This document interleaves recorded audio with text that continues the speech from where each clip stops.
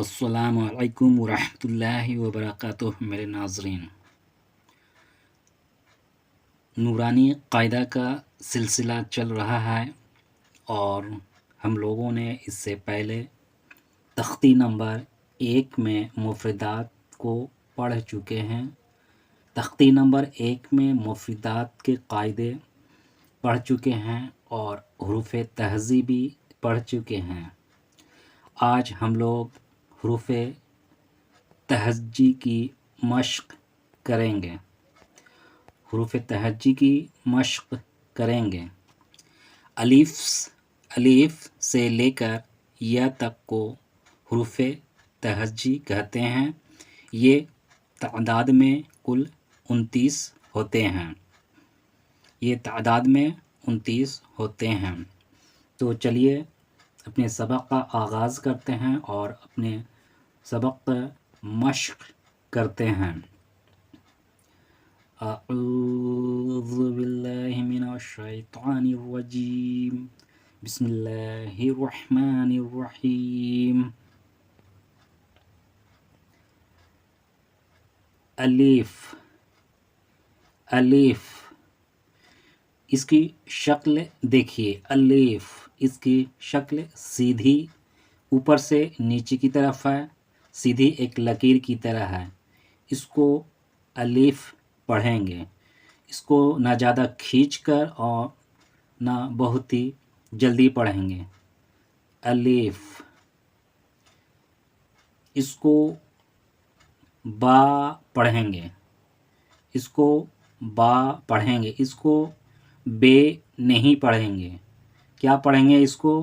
इसको बा पढ़ेंगे और थोड़ा खींच कर पढ़ेंगे।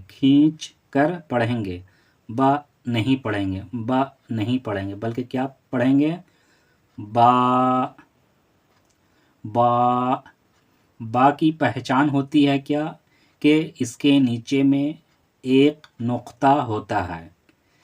बा के नीचे में एक नुक्ता होता है। चलिए ठीक इसी तरह यहाँ पर देखिए। शक्ल सूरत में बा ता दोनों एक ही तरह है। सिर्फ फ़र्क किया है कि ता का ऊपर नुक्ता 2 होते हैं। इसके ऊपर 2 नुक्ते हैं। इसको हम लोग ता पढ़ेंगे।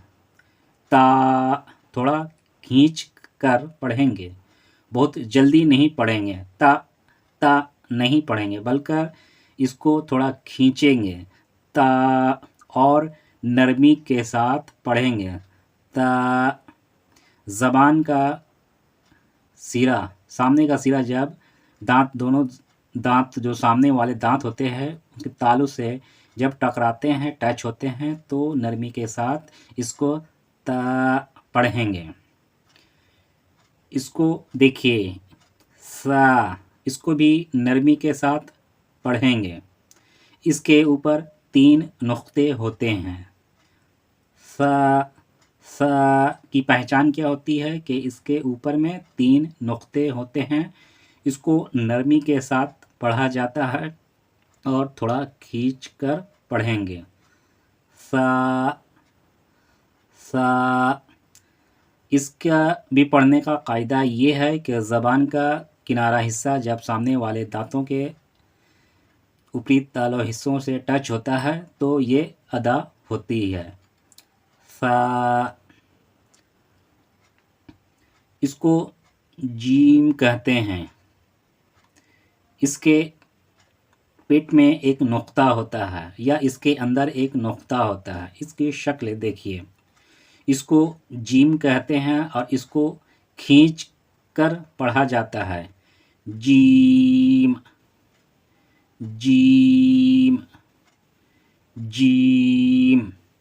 इसको जब जीम को पढ़ेंगे तो ज़बान जो है बीच का सिरा ऊपर वाले तालु से टच होगा। जीम। इसको हा पढ़ेंगे। इसको हे नहीं पढ़ेंगे बल्कि क्या पढ़ेंगे? हा। ये हलक से अदा होती है और थोड़ा खींच कर पढ़ेंगे। हा हा। इसको खा पढ़ेंगे, खे नहीं पढ़ेंगे, बल्कि खा पढ़ेंगे। खा। और खा की पहचान क्या होती है कि इसके ऊपर एक नुक्ता होते हैं। जिम के बीच में एक नुक्ता होता है, जबकि हा के ना ऊपर और ना ही बीच में नुक्ता होता है। खा की पहचान क्या होती है कि खा के ऊपर में एक नुक्ता होता है और इसको हलक से अदा करते हैं और खा को मोटा पढ़ेंगे। खा खा। इसको दाल पढ़ेंगे, थोड़ा खींच कर पढ़ेंगे। दाल दाल दाल। इसको ज़ाल पढ़ेंगे। दाल और ज़ाल में क्या फ़र्क है? दाल में कोई नुक्ता नहीं होता है, जबकि ज़ाल में के ऊपर एक नुक्ता होता है। इसकी यही पहचान है। और ज़ाल को थोड़ा खींचकर और नरमी के साथ पढ़ेंगे। ज़बान का सिरा जब सामने वाले दांतों के ऊपर से टकराता है, टच होता है, तो ये अदा होता है। ज़ाल ज़ाल ज़ाल। इसमें सीटी की आवाज़ नहीं होती है। Raw raw. इसको रॉ पढ़ेंगे और इसको कभी बारीक और कभी मोटा पढ़ा जाता है। ये कायदा जब हम लोग आगे पढ़ेंगे तो हम लोग जानेंगे कि रॉ को कब बारीक और कब मोटा पढ़ते हैं। रॉ। ज़ा।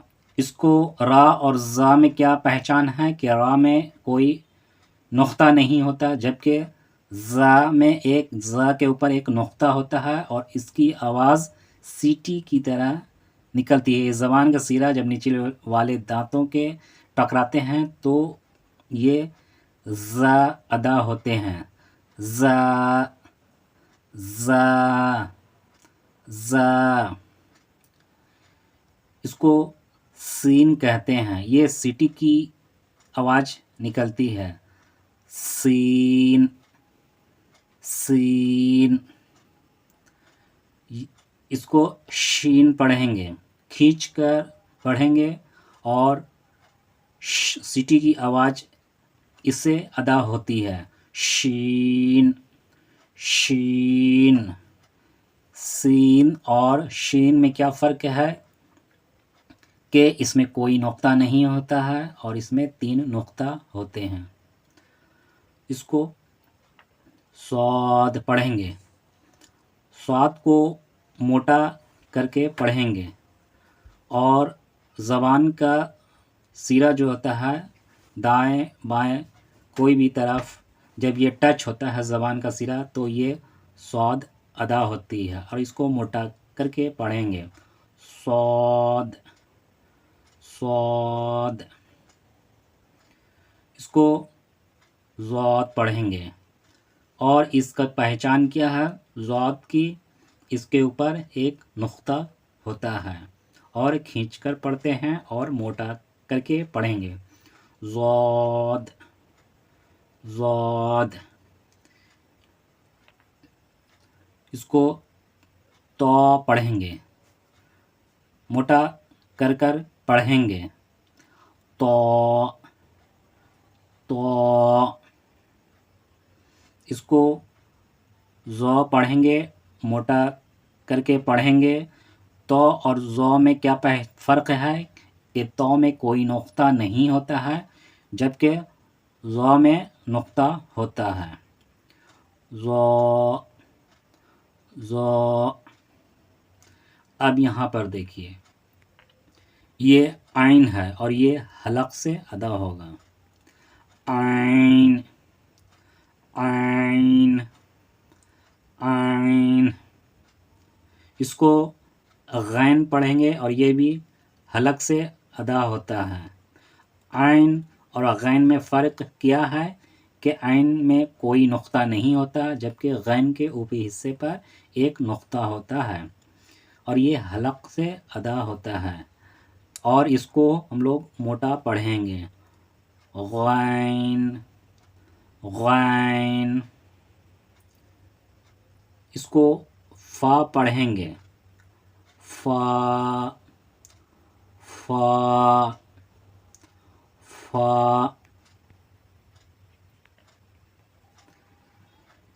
इसको क़ाफ़ पढ़ेंगे और ये हलक से अदा होता है और इसकी पहचान क्या है कि इसके ऊपर दो नुक्ते होते हैं और इसको जब लिखते हैं तो शुरुआत में यहाँ पर इसका हिस्सा मुड़ा हुआ होता है।